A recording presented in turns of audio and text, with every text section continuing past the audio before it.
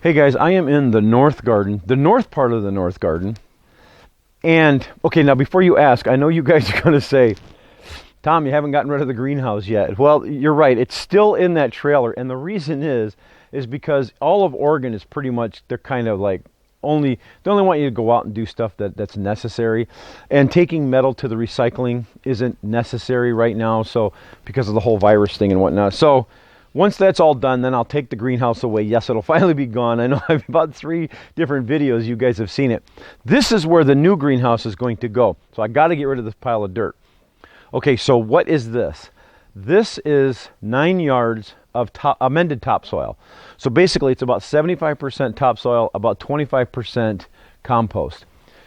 This is what I'm going to use for 2 new beds that I have. I've got 2 more 12-footers that I'm building. So this bed here I've shown before. This one here I built about 3 years ago. And all I've done with it is amend it, every spring with the 2 ingredients I'll mention in a minute. But it's time for me to put a little more topsoil in it because the compost part of it does break down. It'll start to settle after a while. So I'm going to go ahead and put a little bit more in, probably only about 1 inch more. I've been filling it. I filled it last fall when I had time. So I'm going to go ahead now. Let's just assume that this is an empty bed. Now, in my previous videos, I've mentioned all the different things that I put into the bed. Now, you don't have to complicate it like that. Really, you only need 4 things. Okay, the 2 things are the topsoil that is amended with compost. Now, I had this delivered. This was $35 a yard, which isn't bad. If you don't need 9 yards, you can always just go with a pickup and just get 1 yard.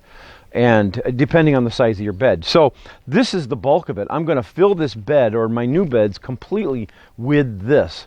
And then for the top of it, all I do in the spring is I will spread my composted chicken manure and my worm castings. Now, I have the chicken manure delivered in like a yard or so. And so I don't go out and buy it in bags. But I'll show you what I did find so you guys can see, how easy it is for you to go get some. And then I have, for my worm castings, I have a bunch of worms, and I produce my own castings. So I went down. Now I'm going to fill, let's just assume this is empty. I'm going to fill it up to within about 3 inches from the top, okay? Then, now I went to the hardware store, and I saw this stuff here. This is G&B Organics. It's organic composted chicken manure. This is 30 pounds. Now, I also looked at their worm castings, and their worm castings for about this size of a bag is about $7. So 5 and 7 is that's cheap. That's $12, right? So for every 4 feet, I like to put on about this much. And this is about, I'd probably say it's about 6 gallons or 8 gallons. I don't know. I'm not good at guessing that. But it's a 30-pound bag. On my 16-foot beds, I'll use about 4 of these and 4 bags of the worm castings. And spread it on the top, okay? And that's all I do. That's all my garden ever gets. I don't fertilize. I don't, don't sprinkle it with the commercial pellets and things like that. None of that. Your plants don't need any of that. In fact, I've shown my videos.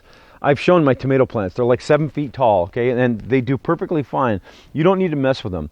So put your compost, your topsoil and your compost in. Get yourself some of this composted chicken manure and the worm castings. Mix them up together, spread them across, and you're done. And now these new beds that I'm building are 12 feet. So it'll take about 3 bags of each. And of course, I don't use the bag, so it's about that much is what it's. I'm just guessing. So just take and spread it across the top. Plant your plants in that, and you won't have to touch them for the rest of the year. Now I am a strong supporter of your own compost pile, which I do have my own compost bins.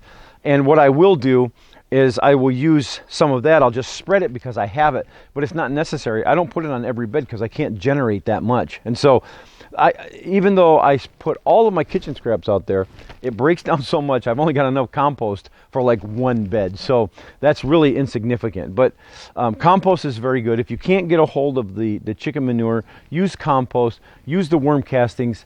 And then don't worry about fertilizing. You don't have to commercial fertilize. You don't have to do any of that. I think people stress it way too much. So the 4 ingredients is the topsoil with the compost, the chicken manure, and then the worm castings. That's it. Now don't take the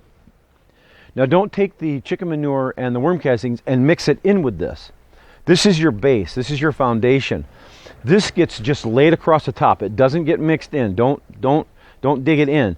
Just spread it, mix this with the worm castings and then just spread it across the top and let the rain, and when you water it, let that seep down in and get into the root systems and grow that way. That way it will be a gradual release, okay? So that's it. No stress, no worry, no worrying about fertilizing in the, people say, well, you have to fertilize when they start to fruit. No, that's a bunch of baloney. Spread this on, let it go. You're done for the whole year and you will get amazing results. All right? So thanks a lot for watching, guys, and don't forget to hit that subscribe button, okay? We'll catch you later.